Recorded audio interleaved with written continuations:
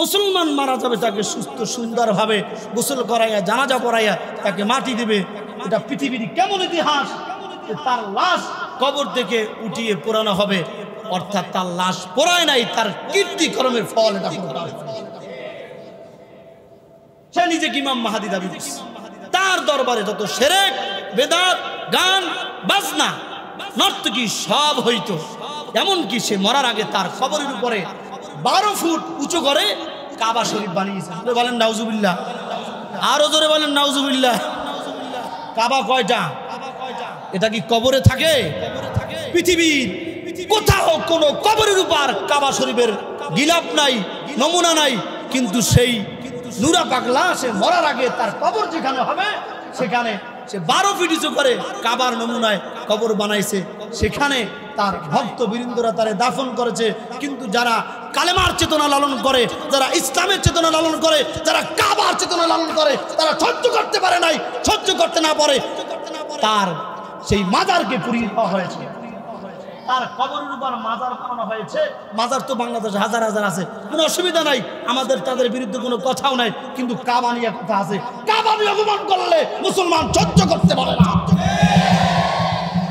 যেই কাবার দিকে ফিরে আমি সিজদা দেই, যেই কাবা শয়নে স্বপ্নে লালন করি, সেই কাবাকে তোমার কবরের উপর প্রতিষ্ঠা করবা। আর বাংলাদেশের তৌহিদি জনতা তাদের শরীরে রক্ত থাকতে এটা মেনে নেবে, এটা কখনোই হতে পারে না।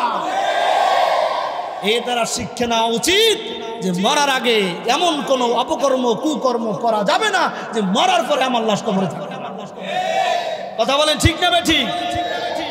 এই পক্ষে বিপক্ষে এটা নিয়ে দ্বন্দ্ব চলতেছে। পক্ষে কারা? যারা গান জুটিয়া মাজার ফুরজি, মাজার পূজারি, হিরুমসি, মাথায় জ্বর, লাল শালু, নামাজ নাই, রোজা নাই, দিন নাই, ধর্ম নাই, গাঞ্জার পটময়ে বয়ে থাকে। তারা মিছিল নিয়ে নামছে যে নুরা পাগলার মাজার যারা নামছে তাদেরকে শাস্তির আওতায় আনতে হইব।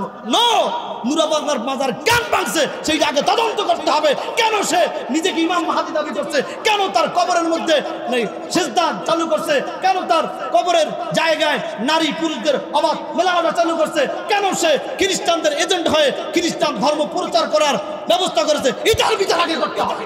এই জন্য মানুষ যখন কাবায় যায়, বাইতুল্লাহ যায়, প্রত্যেকটা মানুষের প্রথম টার্গেট দোয়া করে, আল্লাহ হাজরে আসওয়াদে চুমা দেওয়ার তৌফিক দান করে দাও। এই জন্য দেখবেন যারা গিয়েছেন তারা তো দেখেছেন, যারা যান নাই ভিডিওর মধ্যে দেখবেন হজরে আসওয়াদের ওই বরাবর একজন পুলিশ দাঁড়িয়ে থাকে। একটা সেকেন্ডের জন্য খালি নাই। কে কালো, কে হাফসি, কে বাংলাদেশি, কে ইরানি, কে তুরানি, কোনো ভেদাভেদ নাই। লাব্বাইক আল্লাহুম্মা লাব্বাইকের ধ্বনি দেয়। আর কখন ওই পাথরে চুমো খাবে এই টেনশন নিয়ে গড়ে তাদের নিয়ত ভালো হয়। যারা ওয়াদাবদ্ধ হয় আল্লাহ তাদেরকে চুমা দেওয়ার তৌফিক দান করে। আল্লাহর কাছে দোয়া করে, ও দয়ার মালিক আল্লাহ, জীবনে একবার হলো তোমার ঘর কাবা বাইতুল্লাহ যাওয়ার তৌফিক দাও। তোমার ওই হাজরে আসওয়াদে চুমা দেওয়ার তৌফিক দান করো। ভাইরা আমার এরকম হাজার হাজার ঘটনা মুহাম্মদ রাসূলুল্লাহ নবী হওয়ার আগে তিনি সমাধান করে দিয়েছেন। সবাই নবীজির বন্ধু, দুশ্মন হইল কখন?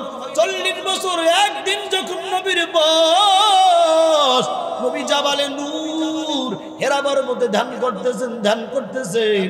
হঠাৎ করে জিবরাইল নবীজির কাছে এসে বলে, ইকরা। লম্বা ঘটনা সংক্ষেপ করে দেই, ও নবী আপনি পড়ুন। ইকরা।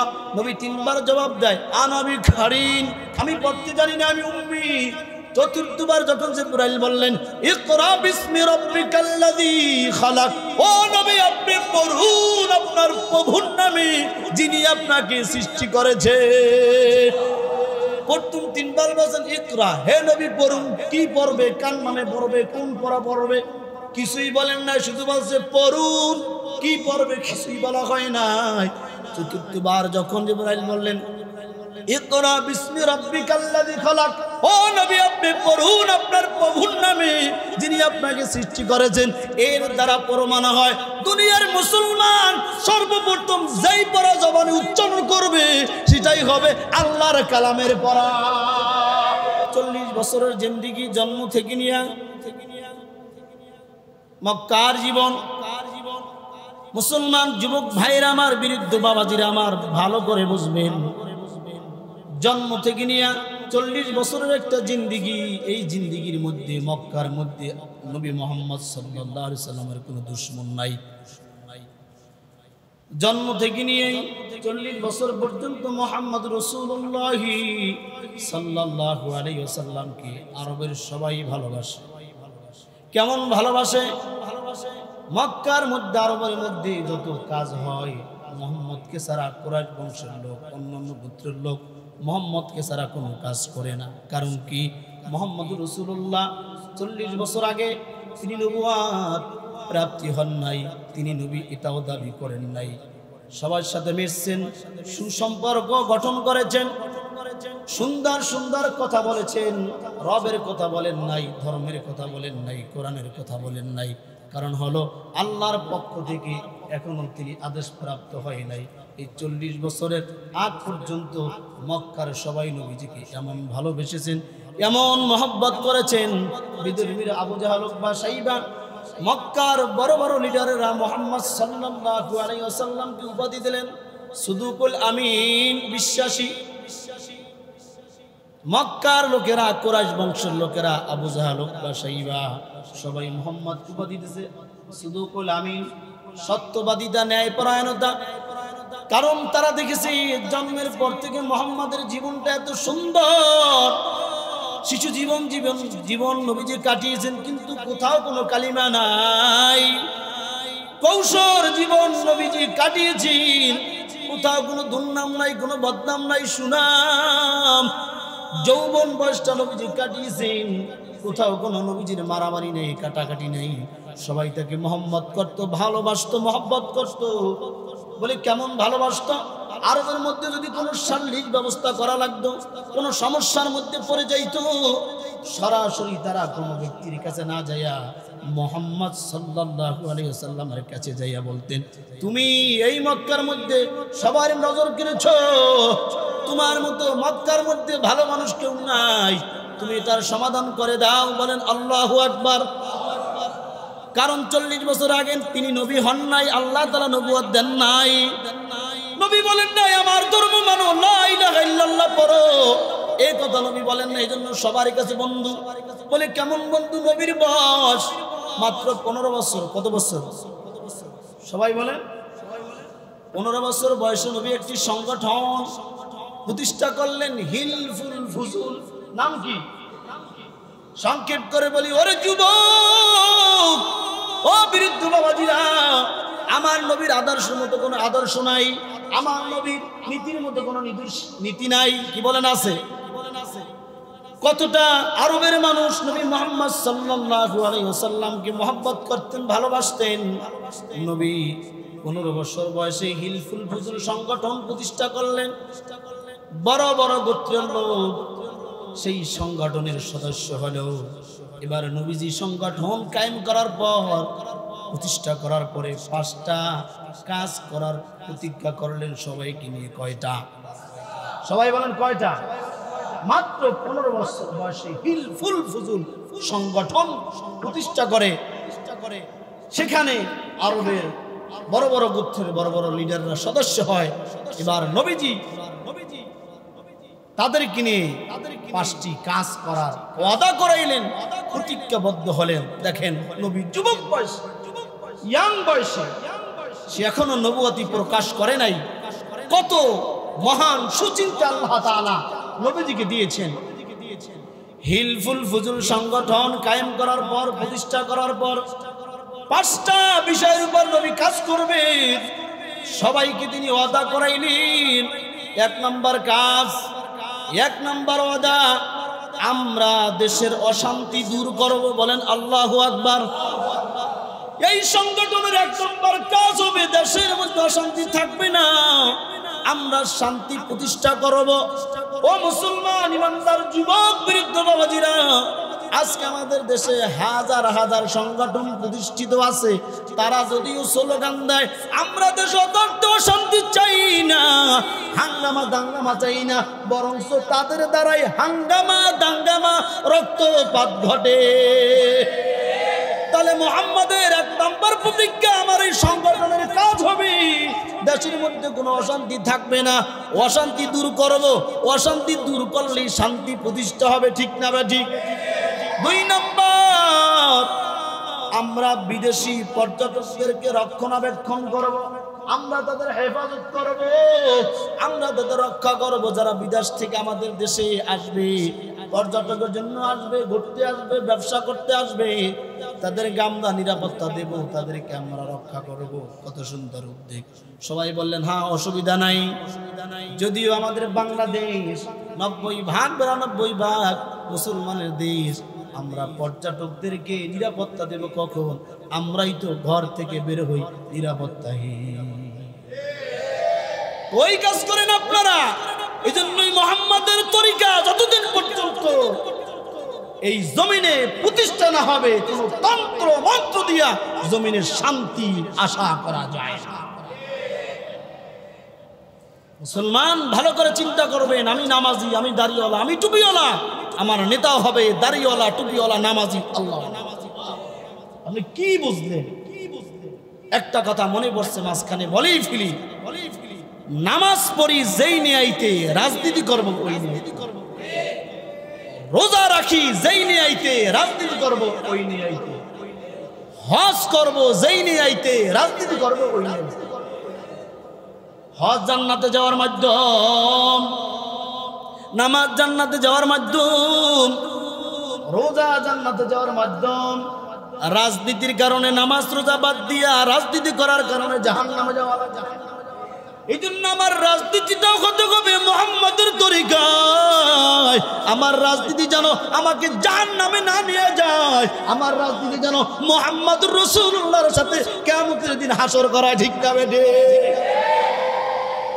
কয় বুঝলে বুঝবাতা, না বুঝলে তেজপাতা। বাঙালি কয় নিজের বেলায় বান্যা মরিস, পরের বেলায় টান্না ধরিস। সাবধান, কোরআন এমন একটা কিতাব, এই কিতাবে রাজনীতি আছে না নাই? মানুষ মনে করে ইমাম সাহেব হুজুর সে রাজনীতি করবে কেন, সে মেম্বার হবে কেন, চেয়ারম্যান হবে কেন? আমি আপনাদের কাছে জানতে চাই, নবী রাজনীতি করছে কি করে নাই? রাজনীতি করছে মানে নবী রাষ্ট্রপ্রধান ছিলেন, নবী 4 জন খলিফা, তারা রাষ্ট্র চালাইছে কি চালায় নাই? তাহলে কোরআন তো বড় রাজনীতির কিতাব। এই যে এখনো যে আমাদের দেশ যদিও ইসলাম পন্থায় ইসলামিক দৃষ্টি অনুযায়ী পরিচালনা হয় না, তারপরও কোর্ট কাছারে যারা হাকিম বিচারক, তারা কিন্তু কোরআনের আইন পড়ে বিচারক হয়। পিতা মারা গেলে যে সম্পদ বন্টন হয়, ইসলামী আইন মানে না, তারপরে কিন্তু ওখানে ভাইরা ধরা যায়, বোনকে অর্ধেক দেওয়া যাবে না, কোরআনে আছে, যদিও নামাজ পড়ে না, পারলে পুরাটা লেখা নিয়ে যায়। এই জন্য মুসলমান, নবী নাই যেখানে, কোরআন নাই যেখানে, শান্তি নাই সেখানে। 2 নম্বর, আমরা বিদেশিদের হেফাজত করব। বিদেশি যারা পর্যটক আমাদের দেশে আসবে, তাদেরকে রক্ষা করা আমাদের দায়িত্ব। 3 নম্বর হলো গরিব দুঃখীদেরকে সাহায্য করব। যারা এতিম, অসহায়, গরিব দুঃখী, এই সংগঠনের কাজ হবে, তাদেরকে আমরা সাহায্য করব। দুঃখ গরিবের জন্য বাজেট হয়, সেই বাজেট আমাদের দেশের মানুষ খাইয়া ফেলে। গরিবের ঘরের বাজেট খাইয়া ফেলি, পাথর উঠাইয়া খেয়ে ফেলে। বাজারের জন্য বাথরুম, টয়লেট বাজেট হয়েছে, সেটাও খাইয়া ফেলছে। এমনকি মসজিদের টাকা বাজেট হয়েছে, সেটাও খেয়ে ফেলেছে। তার চরিত্র ফুলের মতো পবিত্র। নাউজুবিল্লাহ, জোরে গান। হ্যাঁ, নাউজুবিল্লাহ আওয়াজ পছন্দ হয় না, জোরে বলো নাউজুবিল্লাহ। তাহলে নবীজি 15 বছর বয়সে হিলফুল ফুজুল সংগঠন করে 5টি কাজ। 1 নম্বর, আমরা দেশে অশান্তি দূর করব। 2 নম্বর, বিদেশি যারা পর্যটক, তাদেরকে আমরা রক্ষা করব। 3 নম্বর, গরিব দুঃখী অসহায় যারা, তাদেরকে আমরা সাহায্য করব। 4 নম্বর, শক্তিশালীদেরকে দুর্বলের উপর অত্যাচার করতে দেব না। আল্লাহু আকবার। চিন্তা করেন, মাত্র বয়স হলো 15 নবীর, তিনি বলছে 4 নাম্বার, আমরা শক্তিশালী ব্যক্তিদেরকে গরিব দুর্বলদের উপর অত্যাচার করতে দেব না। যেখানে শক্তিশালী ব্যক্তিরা গরিব অসহায় মানুষদের উপর অত্যাচার চালাবে, জুলুম চালাবে, সেখানে আমরা প্রতিরোধ করব। এটাই হবে মুহাম্মাদের আদর্শের কাজ। ওই যুবক প্রতিবাদ করেন, আপনি তো সে আকাশের সাথে জড়িয়ে গেছেন, অথচ নবী 15 বছর বয়সে হিলফুল ফুজুল সংগঠন কায়েম করে বলছে শক্তিশালীদেরকে তারা যদি দুর্বল গরিব অসহায়দের উপর অত্যাচার করে আমরা তাদের প্রতিবাদ করব। যুবক তোমরাও অদাবদ্ধ হও, প্রতিজ্ঞাবদ্ধ হও, নবীর সাথে জান্নাতে যেতে চাই। নবী 15 বছর বয়সে যেটা করেছেন, আমরাও আমাদের সামনে যদি কোনো অন্যায় হয়, জুলুম হয়, নির্যাতন হয়, নিপীড়ন হয়, আমরা জীবন বাজি রেখে অন্যায়ের সামনে দাঁড়াবো। মরা লাগবে না, মরা লাগবে না, যে অবস্থায় থাকে মরণের হাত থেকে পালান যাবে না। 5 নাম্বার, আমরা বিভিন্ন গোত্রের মধ্যে সুসম্পর্ক স্থাপন করার চেষ্টা করব। সুবহানাল্লাহ। কয়টা বললাম? আবার শুনেন, এবার ব্যাখ্যা ছাড়া বলি। নবী 15 বছর বয়সে হিলফুল ফুজুল সংগঠন প্রতিষ্ঠা করেছেন। তাদের মূল কাজ ছিল 5টা।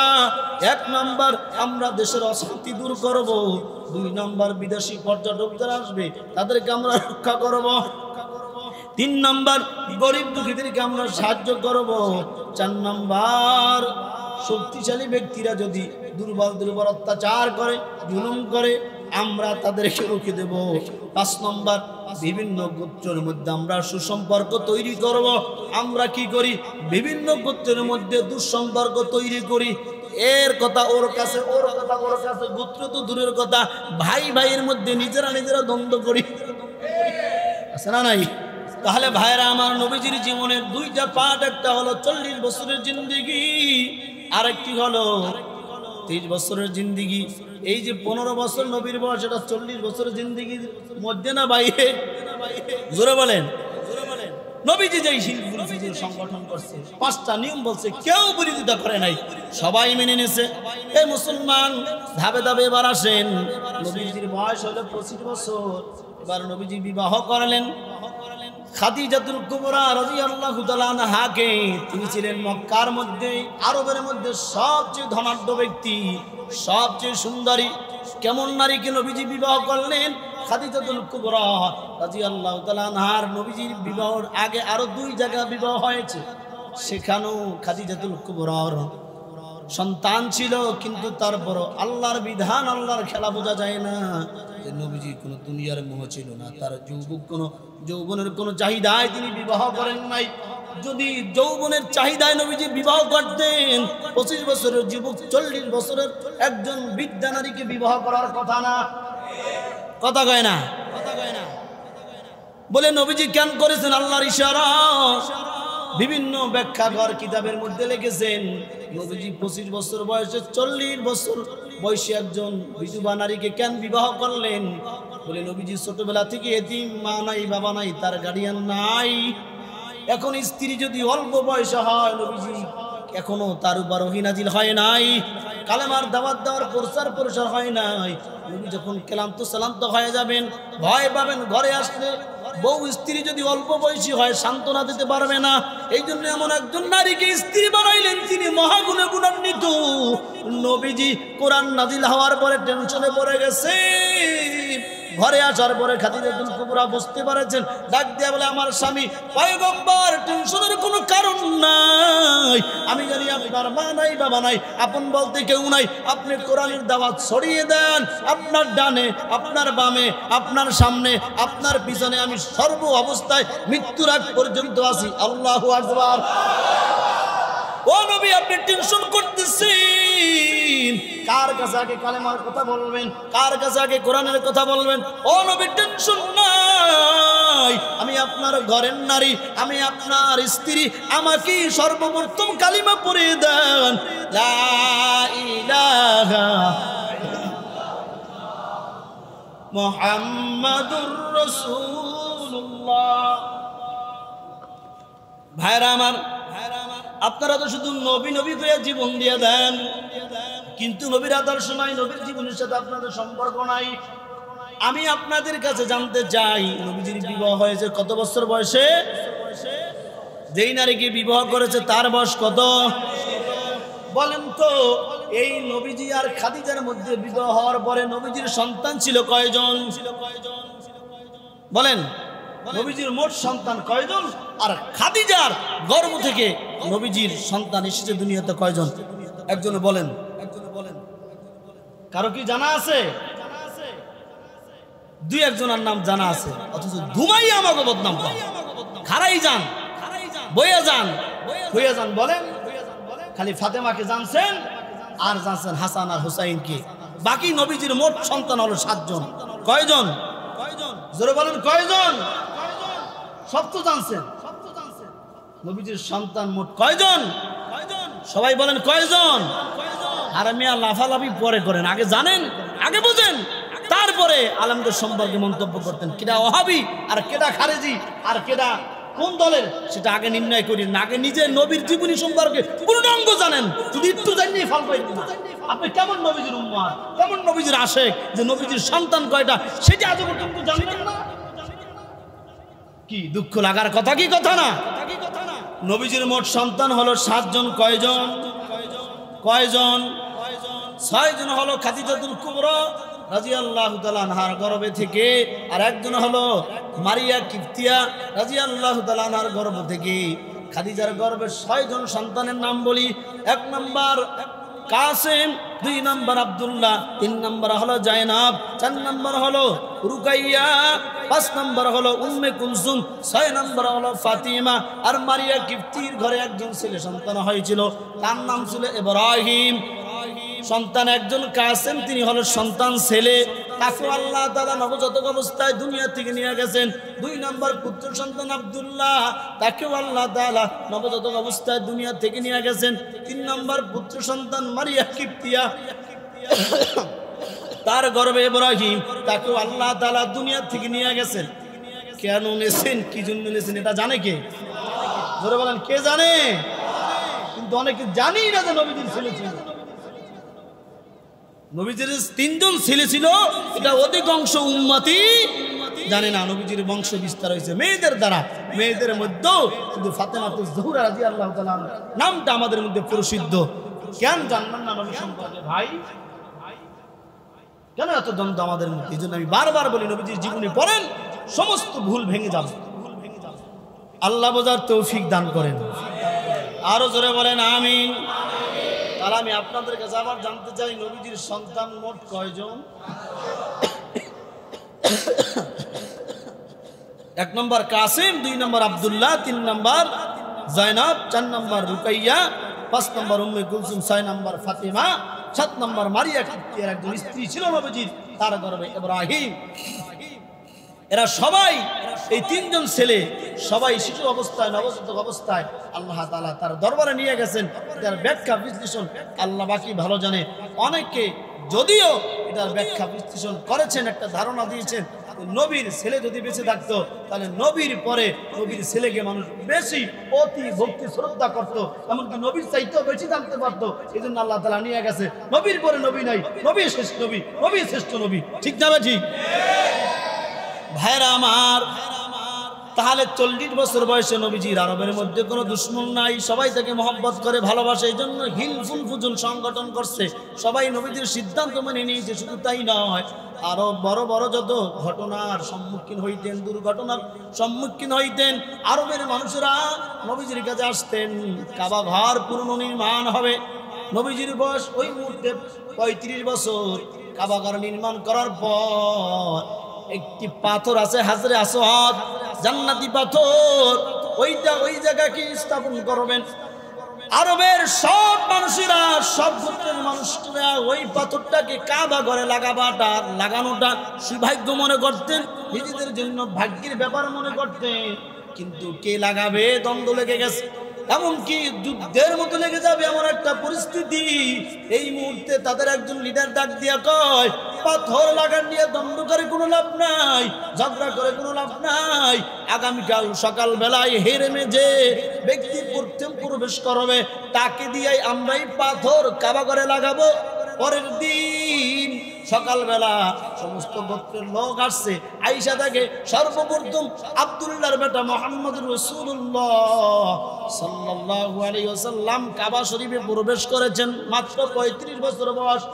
নবুয়তের 5 বছর পূর্বে কুরাইশ বংশের বড় বড় সব লিডাররা ডাক দিয়া কয়, মুহাম্মদ যেহেতু কাবা করে সর্বপ্রথম প্রবেশ করেছি, জন্ম থেকে নিয়ে 35 বছর পর্যন্ত মুহাম্মাদের মধ্যে এত সুন্দর মানুষ আরবের মধ্যে আমরা দেখি নাই। পাথর নিয়ে দ্বন্দ্ব করার দরকার নাই, আমরা মুহাম্মদ নামক ছেলেটাকে বলি, মুহাম্মদ পাথর নিয়ে দ্বন্দ্ব লেগেছে, এটার তুমি সমাধান করে দাও। নবী এখনো নবী হন নাই, কত সুন্দর সমাধান। নবী বললেন, প্রত্যেক গোত্র থেকে একজন, কয়জন? সুবহানাল্লাহ।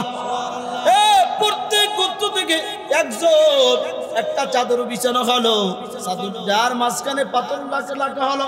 এরপর মুহাম্মদ বললেন, মুহাম্মদ রাসূলুল্লাহ সাল্লাল্লাহু আলাইহি ওয়াসাল্লাম বলেন, চাদরের চারদিকটা প্রত্যেক গোত্রের প্রধান আপনারা ধরেন।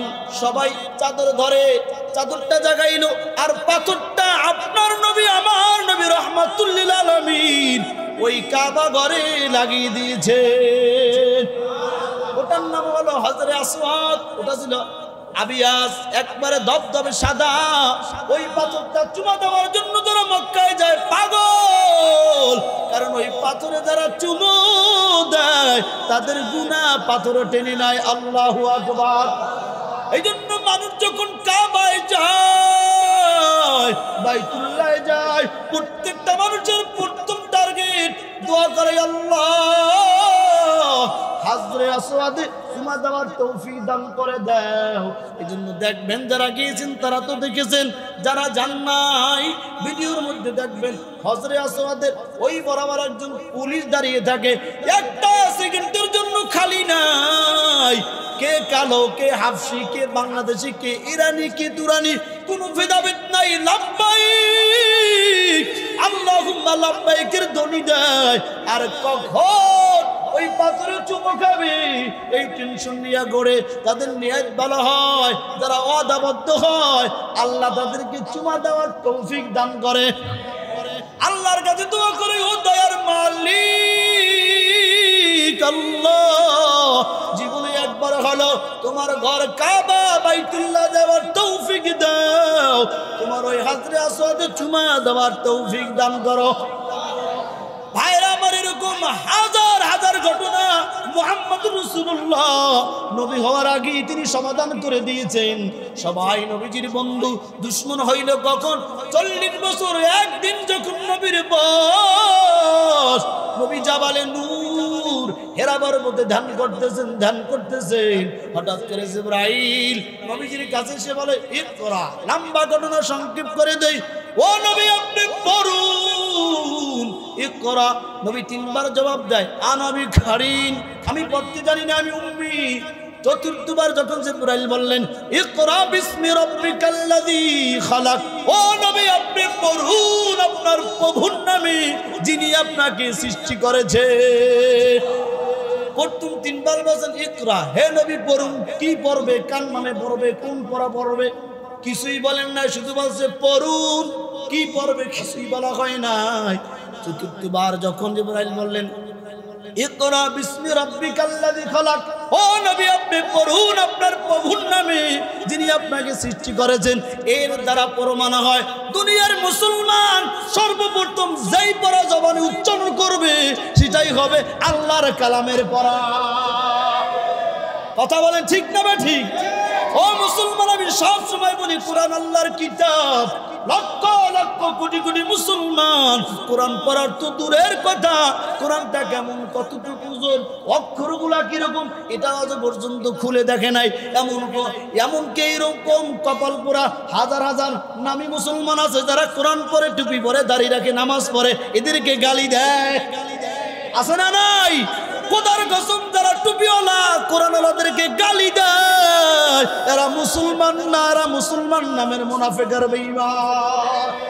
কোন মুসলমান ইমানদার নবীর উম্মত কোরআনওয়ালাকে, টুপিওয়ালাকে, আলেমকে, ইমামকে, মুয়াজ্জিনকে গালি দিতে পারে? যদি দেয় আল্লাহ বলে উতুল্লিম বাদা যালিকা জানিব। যারা নবীদের বিরুদ্ধে কথা বলে, কোরআনের বিরুদ্ধে কথা বলে, ইসলামের বিরুদ্ধে কথা বলে, উতুল্লিম বাদা যালিকা জানিব, তারা পিতা পরিচয়হীন অবৈধ সন্তান। কথা কার? জোরে বলেন কার? যদি দেখেন কোন মানুষ কোরআনের বিরুদ্ধে কথা বলে, ইসলামের বিরুদ্ধে কথা বলে, আলেমদের বিরুদ্ধে কথা বলে, 100% আল্লাহর কথা অনুযায়ী তার জন্মের দোষ আছে। কথা বলেন, জন্মের মধ্যে ভেজাল না থাকলে ইসলাম নিয়ে কটূক্তি করতে পারে না, কোরআন নিয়ে কটূক্তি করতে পারে না, নবীকে নিয়ে বাজে মন্তব্য করতে।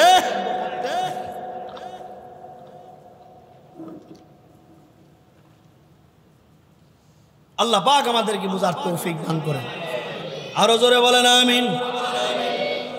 ইকরা বিসমি রাব্বিকাল্লাযী খালাক। জাবালে নূর হেরা গুহার মধ্যে কোরআন নাজিল হইলেন। হওয়ার পরে নবীজি তার শরীরের মধ্যে কম্পন সৃষ্টি হয়ে গেছে। নবীজি হাঁপাইতে হাঁপাইতে ঘরে আসছেন। আসার পরে খাদিজা রাদিয়াল্লাহু তাআলা আনহাকে ডাক দিয়ে বলেন, জাম্বিলুনি, আমাকে চাদর দিয়ে আবৃত করে দাও, আমার জ্বর এসেছে, আমার মনে হয় আমি মারাই যাব, আমার জীবন নাশ হয়ে যাবে। খাদিজা রাদিয়াল্লাহু তাআলা আনহা চাদর দিয়ে তাকে ঢাকলেন। ঢাকার পরে কিছুক্ষণ পরে নবী যখন স্বাভাবিক হলেন, হওয়ার পরে কেমন নারী কেমন মহিলা ডাক দিয়ে বলে, নবী আপনাকে আল্লাহ ক্ষতি করবেন না, আপনার জীবন নাশ করবেন না, কারণ কি আপনার মতো এই আরবের মধ্যে ভালো কোনো মানুষ নাই, আপনার মতো এত সুন্দর চরিত্রওয়ালা কোনো মানুষ নাই। অতএব আমি বুঝতে পেরেছি আপনাকে আল্লাহ যে জন্য পাঠিয়েছেন সেটার কার্যক্রম আজকা থেকে শুরু হয়ে গেল। নবীজি এবার কোরআনের দাওয়াত দেওয়া শুরু করলেন। 40 বছরে কোনো তার শত্রু, 40 বছরে তার কোনো শত্রু। যখনই কোরআন নাজিল হওয়ার পরে নবীজিকে আল্লাহ তাআলা বললেন, নবী আমার, আপনি কালেমার কথা বলেন, লা ইলাহা ইল্লাল্লাহ মুহাম্মাদুর রাসূলুল্লাহ, আল্লাহ বাদে কোনো মাবুদ নাই, আমি মুহাম্মদ আল্লাহর পক্ষ থেকে বেরোতে পয়গম্বর। এখানে আরেকটা গভীরভাবে লক্ষ্য করবেন, আল্লাহ তাআলার সমস্ত নবী আল্লাহর পয়গম্বর, আল্লাহর দোস্ত, আল্লাহর বন্ধু। তবে মুহাম্মাদের মতো এত ভালো বন্ধু, এত প্রিয় বন্ধু আল্লাহ কোনো নবীকে বানান নাই। যেরকম অনেক নবীকে আল্লাহ তাআলা কালিমা দিয়েছেন, কিন্তু কোন কালিমার মধ্যে রাসূল শব্দ ব্যবহার করেন নাই। আদম নবীকে আল্লাহ তাআলা কালিমা দিয়েছেন, লা ইলাহা ইল্লাল্লাহ, আদম সফিউল্লাহ। ইব্রাহিম আলাইহিস সালামকে আল্লাহ তাআলা কালিমা দিয়েছেন, লা ইলাহা ইল্লাল্লাহ, ইব্রাহিম খলিলুল্লাহ। মুসা পয়গম্বরকে আল্লাহ তাআলা কালিমা দিয়েছেন, লা ইলাহা ইল্লাল্লাহ, মুসা কালিমুল্লাহ। ঈসা আলাইহিস সালামকে আল্লাহ তাআলা কালিমা দিয়েছেন, লা ইলাহা ইল্লাল্লাহ, ঈসা রূহুল্লাহ। এই যে কয়েকটা কালিমা বললাম, কোন কালিমার মধ্যে রাসূল শব্দ আসেনি। কি বলেন আছে? কিন্তু আমার নবীকে আমার আল্লাহ কত মহব্বত করে, কত ভালোবাসি, আমার নবীকে কালেমা দেয়, লা ইলাহা ইল্লাল্লাহ মুহাম্মাদুর রাসূলুল্লাহ। আর জোরে বলেন আল্লাহু আকবার। কোন কালেমার মধ্যে রাসূল শব্দ নাই, কিন্তু আখিরি নবীকে যে কালেমা আল্লাহ তাআলা দিয়েছেন, কারণ তিনি আমার সবচেয়ে ভালো বন্ধু, তিনি আমার কলিজার টুকরা। তাকে সৃষ্টি করার কারণে আসমান, জমিন, লোহ, কলম, জান্নাত, জাহান্নাম, যাহা কিছু দেখো অথবা দেখো না, সব কিছু সৃষ্টি করেছি তার ওসিলায়। তিনি আমার সবচেয়ে আপন বন্ধু, এজন্যই তার কালিমা লা ইলাহা ইল্লাল্লাহ মুহাম্মাদুর রাসূলুল্লাহ। এবার নবীজি কালেমা পাওয়ার পর, কোরআন পাওয়ার পরে মক্কার মধ্যে দাঁড়াইয়া, কাবা ঘরের সামনে দাঁড়াইয়া নবী বললেন, আমার বংশের লোকেরা, আমি যদি আপনাদেরকে বলি ওই পাহাড়ের পদতলে শত্রু আছে, ভয়ঙ্কর প্রাণী আছে, জীবন নাশ করার মতো বস্তু আছে, আপনারা কি বিশ্বাস করবেন? আবু জাহাল, উকবা, সাইবা সবাই বলে, হ্যাঁ মুহাম্মদ, তোমার কথা বিশ্বাস করব। নবীজি আবার পাল্টা প্রশ্ন করলেন, হে আমার বংশের লোকেরা, আমার কথা কেন আপনারা বিশ্বাস করবেন?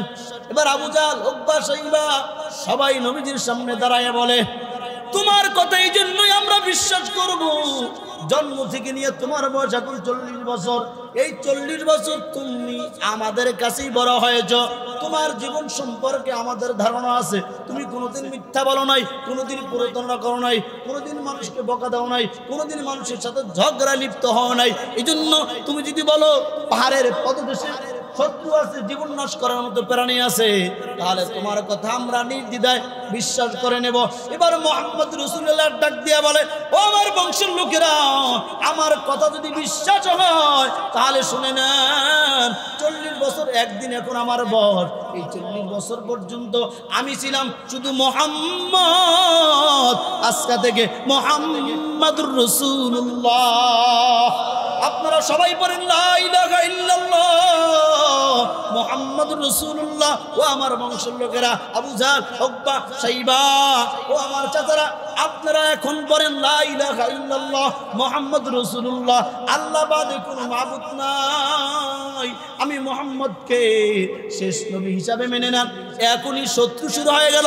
মুহাম্মদকে 40 বছর পর্যন্ত ভালো জানিছি, তাকে সমস্ত বিচারের কাজের মধ্যে ডাকছি, তাকে আমরা আলামিন উপাধি দিয়েছি, কিন্তু 40 বছর পরে মুহাম্মদ ছেলেটা পাগল হয়ে গেছে। জোরে কর নাউজুবিল্লাহ, আরো জোরে বলেন। 40 বছর পর্যন্ত কেউ তাকে পাগল বলে নাই, কারণ তিনি ধর্মের কথা বলেন নাই, সুদের বিরুদ্ধে বলেন নাই, ঘুষের বিরুদ্ধে বলেন নাই, হক কি বাতিল কি সেটাও বলেন নাই। যখনই কালেমা নাজিল করার পর, কোরআন নাজিল করার পরে নবী বললেন, ও আমার বংশের লোকেরা, আল্লাহকে আপনারা মেনে নেন, সৃষ্টিকর্তা একজন আল্লাহকে মানেন, আমি মুহাম্মদকে রাসূল মানেন, মূর্তি পূজা ছেড়ে দেন, দেব দেবীর পূজা ছেড়ে দেন। এখন যেই মক্কার লোকগুলা নবীজিকে আলামিন উপাধি দিয়েছে, ওই লোকগুলা হয়ে গেল নবীজির চরম শত্রু। ইমাম সাহেবকে সবাই মহব্বত করে, ভালোবাসে, কেউ কোনো বদনাম নাই, কিছুই নাই। ইমাম সাহেবকে সবাই ভালো জানে।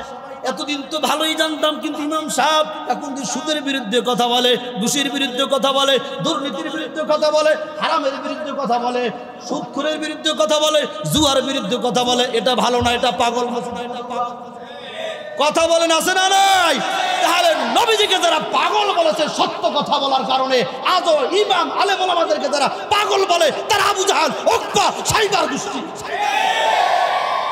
তাতে আমরা দুঃখ পাই না, কারণ নবীজিকে হক কথা বলার কারণে বলছে পাগল। ওই গোষ্ঠী এখন আছে না নাই? তারা যদি আমাদেরকে ছাগল বলে কোনো দুঃখ লাগে না, কারণ নবীজিকে তারা পাগল বলে। কথা বলেন ঠিক না ঠিক? নবীজি কোরআনের কথা বলতে গিয়ে দান শহীদ করেছেন, রক্ত ঝরিয়েছেন, উহুদের যুদ্ধ করেছেন, বদর যুদ্ধ করেছেন, খন্দকের যুদ্ধ করেছেন, এমনকি 27টি যুদ্ধের সেনাপতির দায়িত্ব নবী পালন করেছেন। তারপরও কোরআন থেকে, ইসলাম থেকে, রাসূল থেকে, আদর্শ থেকে এক চুল পরিমাণ দূরে যায়। আমরাও যদি সেই নবীর উম্মত হয়ে থাকি, আশিক রাসূল দাবি করে থাকি, তাহলে কোরআনের কথা বলতে গিয়ে, কোরআনের কথা শুনতে গিয়ে আমাদের অর্থ যাবে, সম্পদ যাবে, জান যাবে, মাল যাবে, রক্ত যাবে, তারপরও নবীর আদর্শ থেকে দূরে চলে যাওয়া যাবে না। কারা কারা রাজি আছেন? দুটো হাত দেখতে চাই। নারে তাকবীর, লিল্লাহি তাকবীর। কোরআন সুন্নাহর আলো। কোরআন আছে যেই জায়গায়, নবী আছে যেই জায়গায়, আলেম ওলামা যেই জায়গায়, গান বাজনা যেখানে, সুদ ঘুষ যেখানে, দুর্নীতি চাঁদাবাজ যেখানে, লিল্লাহি তাকবীর। এ তাকবীর মুসলমানের ঈমানের তাকবীর, এ তাকবীর মুসলমানের বিজয়ের তাকবীর। ঠিক না ঠিক? মুসলমানের কামান নাই, বিমান নাই, অস্ত্র নাই, কোনদিন মুসলমান অস্ত্রের আশাও করে না।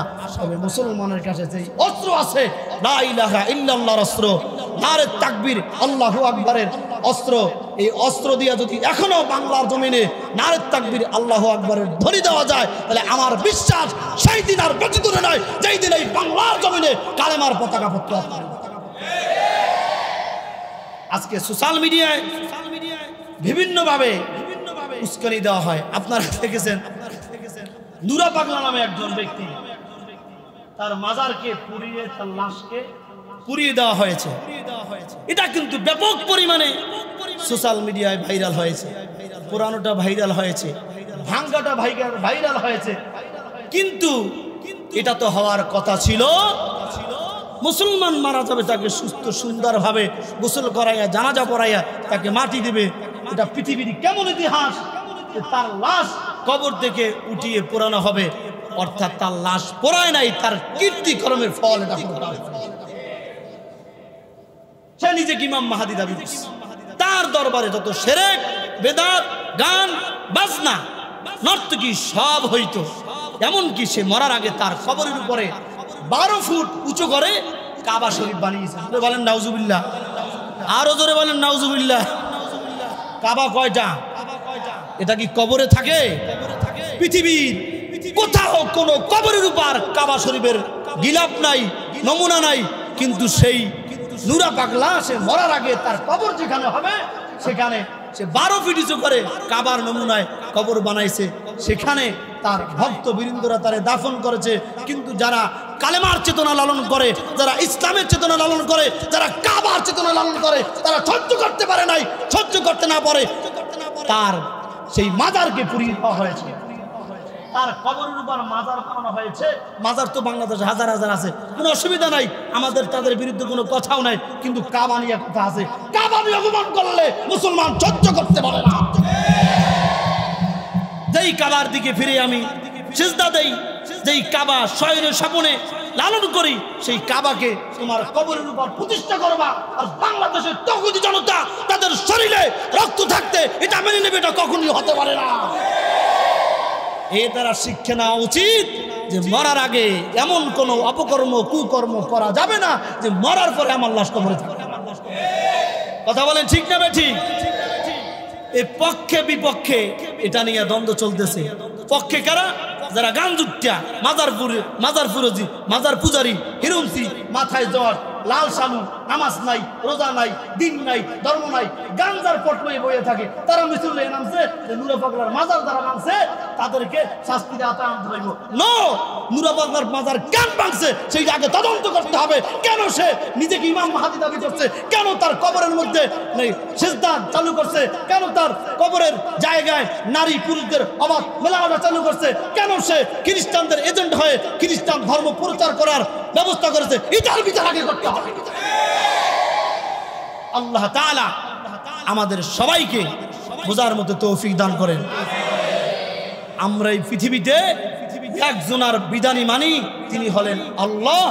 একজনের আদর্শই মানি, তিনি হলেন মুহাম্মাদুর রাসূলুল্লাহ। এই দুইয়ের বাইরে মুসলমান কোনো চিন্তা করতে পারে? বিধান হবে কার? জোরে একটা আল্লাহকে সবাই ডাকতেন আল্লাহ।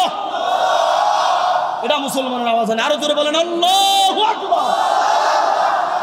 বিধান মানব কার? সবাই বলেন কার? আদর্শ মানব কার? আদর্শ মানব কার? এই দুইটার সাথে যারা আছে আমরা তাদের সাথে আসি মানে তাদেরকে আমরা বুকে জড়াইয়া রাখবো। যারা এই দুইটার সাথে নাই তারা আমাদের আপন হতে পারে।